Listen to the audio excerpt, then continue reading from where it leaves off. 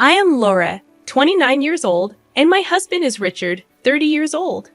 We made the decision to live with his parents because Richard often expressed his desire to give back to his parents someday, considering himself the eldest son. Richard's parents are incredibly kind and uphold strong values that I deeply respect. I believe that if we have children in the future, it would be beneficial for them to grow up around their grandparents, learning about society through their experiences. Therefore, I was in favor of the idea of living together. However, there was a catch in this seemingly perfect in-law setup. Richard's unmarried sister, Melissa, 26 years old, also lived at home. My first encounter with her was when I went to announce our engagement, and she remarked sarcastically, "So, you're the latest addition to the family, huh?" My initial impression of my sister-in-law was unfavorable. She seemed to disapprove of her parents' approval of me and displayed a bad attitude. A few weeks after moving in, during a meal, I was serving food to everyone at their respective places. Melissa suddenly exclaimed in disapproval, "Wow, what? You placed the food at your seat first." I was taken aback by her unexpected outburst. I explained that my seat was closest to the kitchen, but she continued to make a fuss, insisting that I should have served her first. Witnessing this, my husband stepped in, reminding her of the importance of respecting me as the wife of the eldest son. However, Melissa retorted, dismissing me as just another woman from outside the family, refusing to acknowledge the significance of our relationship within the family hierarchy. Melissa's remark about me not being particularly attractive and deserving to be treated accordingly elicited a furious response from Richard. Sensing the brewing tension between siblings, I intervened, reassuring Richard and diffusing the situation. "Richard, it's okay, thank you," I said before turning to Melissa. "I'm sorry. Next time, I'll serve your portion first." I had my reasons for diffusing the conflict. Family arguments were counterproductive, especially considering our shared living situation and the fact that Richard had informed me that Melissa was likely getting married soon, which could potentially change our dynamic. However, Melissa's condescending attitude persisted. She would demand things from me with an air of entitlement, criticizing me for not anticipating her preferences. Her demeaning behavior escalated, treating me like a maid. I noticed that she behaved differently when her parents were around, which made me hesitant to discuss the issue with them. One night after midnight, she arrived home completely drunk, waking me up with her complaints. Worried about her safety, I helped her to the living room, where she began to share details about her life. She boasted about her fiancé, emphasizing how different their situation was from mine. According to her, they could afford to order food from any restaurant every day, unlike us, who, in her words, were stuck with bland mushroom soup for the PO. Despite her condescending tone, I chose to remain patient and composed, realizing that her behavior was a reflection of her own insecurities and need for validation. The difference between us became starkly apparent. "I'm not like you, plain-faced maid," my sister-in-law sneered, demanding water in the middle of the night. I muttered my annoyance under my breath, but she, emboldened by a few drinks, fixed me with a sharp glare. "What's with that look? Are you defying me because you're just a maid, living off my parents? It's only fitting to call you that," she scoffed, repeating the word maid with drunken laughter. Despite my urge to retaliate, I restrained myself. I was determined to uphold social manners, especially for the sake of my unborn baby. My husband and I chose to live with his parents to support them. They were good people, and I wanted to help. Yet being looked down upon as a mere maid was infuriating. Trying to distract myself, I began cleaning, but the frustration lingered, my grip on the vacuum tightening. During my cleaning spree, I noticed wedding invitations on the table, suggesting my sister-in-law was getting married. Curiosity piqued. I examined the name on the invitation and realized I knew the guy. An idea struck me. Maybe I could put her arrogant attitude in its place. The day she brought her boyfriend home, I had just finished cleaning the balcony and garage. As I returned inside, she berated me for taking too long, oblivious to the fact that I was just 10 minutes past our agreed meeting time. I echoed her words, emphasizing maid. How many times do I have to tell you? You're basically the maid, she ranted. I smiled inwardly, confident that I could finally show her that being respectful to others, regardless of their status, was the true mark of class. I wouldn't have renewed your contract, I retorted, my words cutting through the air like a knife. Her face flushed with anger, her voice rising in volume. I calculated the perfect moment to strike. Anyone in the living room would surely hear her now. Maintaining an air of innocence, I went to serve the tea. And there he was, Michael. I called out to him just as Isis, my sister's fiancé, did. I had suspected our connection, and my hunch was right. He was her first love. "Huh, Laura?" Michael looked up in surprise. "You haven't changed at all, still as funny as ever," I said, smiling at him. My sister-in-law stared at us, stunned, her head swiveling between the two of us as she tried to comprehend our acquaintance. Michael continued, "More than acquaintances, she was my first love." My sister-in-law's face turned pale, and she almost collapsed into her chair. "No way? You were engaged too. This woman, you were just a second-hand product." The word second-hand didn't escape my ears. People who belittle others often reveal their true colors. I seized the opportunity, repeating the word for emphasis. "He mentioned maid in the kitchen earlier," my sister-in-law stammered, her escape route blocked. "Oh, that was just a joke between us. You know how we joke around." She tried to dismiss it, but I wasn't letting her off the hook.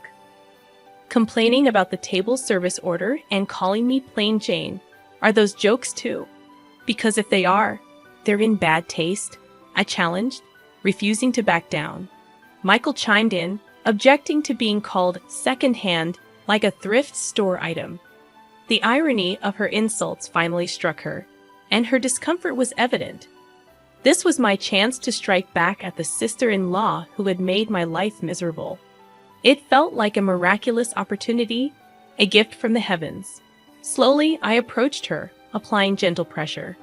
"Shall we share some memories of being called second-hand and maid?" I said, my tone dripping with irony. As I placed the tea on the table, Michael settled back into the couch, saying, "Thank you, Laura," signaling that the tables had turned in my favor. I first met Lori back in high school when I was part of the basketball team, and she was the captain of the girls' basketball team. During my slumps, she always encouraged me, emphasizing that recognizing the issue was the first step toward improvement. She had a way of offering positive words, even appreciating small details like the trajectory of my shots. Lori's wisdom stuck with me, especially her advice that life wasn't a tournament with definitive defeats, but rather a league where wins and losses alternated. Her occasional gesture of giving me sports drinks meant the world to me.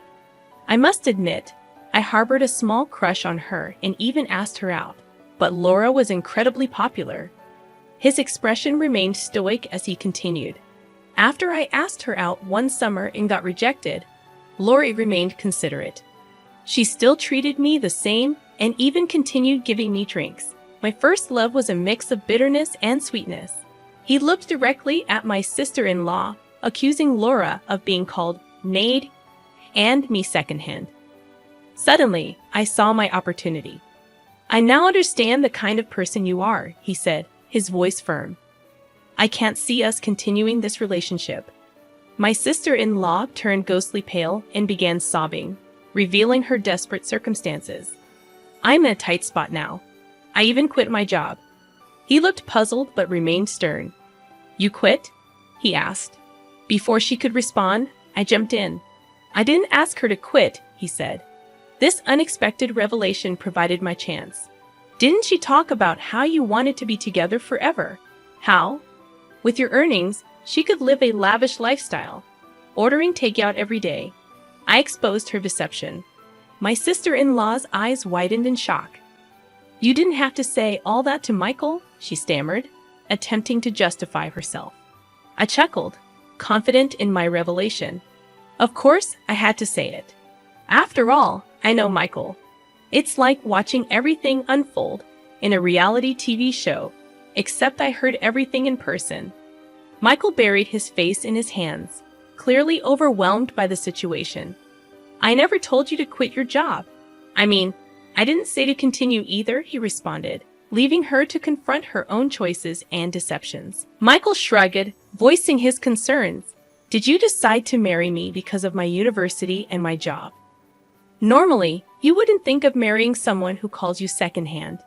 It became apparent that Michael was leaning towards breaking off the engagement. My sister-in-law, desperate to avoid that outcome, started making feeble excuses that didn't hold water. Calling you secondhand can't be helped. It's a stain on your past, sure, but while we can't erase the past, we can create a future, he retorted sharply. I intervened, trying to reason with her. I told you I don't see it as a stain. In fact, I see it as a good memory, he added, his frustration mounting. But my sister-in-law's agitation seemed to cloud her judgment, and she began to blurt out nonsensical words.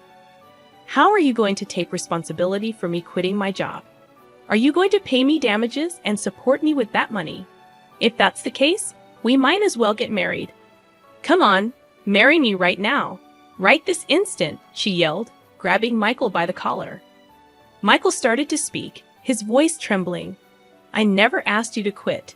Just then, a trembling voice interrupted, and we turned to see my mother-in-law standing there. I heard voices from downstairs, so I thought Michael was here. When I came down, I saw the two of you arguing loudly. I was waiting for a moment to step in, but what I heard was so unbelievable that I just froze, she said, her expression grim. Behind her, my father-in-law stood imposingly, and even further back, my husband trembled. I really am sorry for what happened, Michael, my father-in-law said. My apologies to Michael too, but the one who's really been wronged is Laura, my mother-in-law added, her eyes welling up. Why did you hurl such harsh words like maid at Laura, who's always been so kind to us? She did everything out of goodwill, and you belittled her. Apologize now. My husband's voice was hoarse as he spoke. Laura didn't want you to hear bad things about your own daughter. She endured it all on her own. I knew about it, but I'm sorry, Laura. I hadn't realized you were being referred to as a maid recently. Apologize now, my mother-in-law said firmly, slapping my sister-in-law across the face. Gritting her teeth and glaring at me, my sister-in-law managed to choke out, I'm sorry. However, Michael intervened coldly. You don't have to apologize to me. I want you to apologize to Laura and ensure you never treat her this way again. I don't want to see my first love cry, but I don't need your apology. I feel bad for your parents, but this was a good opportunity to see the kind of person you are before marriage. Let's forget this ever happened. He turned to my tearful sister-in-law and added, if you have an issue with being secondhand, then you should have stayed away from me. I never asked you to quit your job. As he prepared to leave, he apologized once more to my mother-in-law and father-in-law. At least make it seem like I dumped you, he urged. My sister-in-law screamed, enough is enough. But my father-in-law also slapped her across the face. Michael, thank you for coming today. I hope you'll find a wonderful person next time, my father-in-law said gently, patting Michael's shoulder. After that, my sister-in-law was forcibly kicked out of the house. Laura, I'm so sorry for everything, my mother-in-law said, apologizing even though she hadn't done anything wrong. We truly appreciate everything you've done for us. I married into this family because I really like you and Father. I want to be with you always, forever, I said, holding Lionel's hand. My in-laws disowned my sister-in-law, vowing never to let her near me again. Months later, my sister-in-law sent an email to my husband, asking for financial help, claiming she couldn't find a job and couldn't pay her rent. However, my husband blocked her in front of me. Several years later, I heard that Michael got married. We started to keep in touch again after the incident with my sister-in-law. By then, I had given birth to our first child. When we have our own kids, I'd like parenting advice from you, Michael said. Yay, our child is so lucky to have grandparents who adore her, I replied. We want our child to be loved and to know love. We named our child Amy, which means beloved.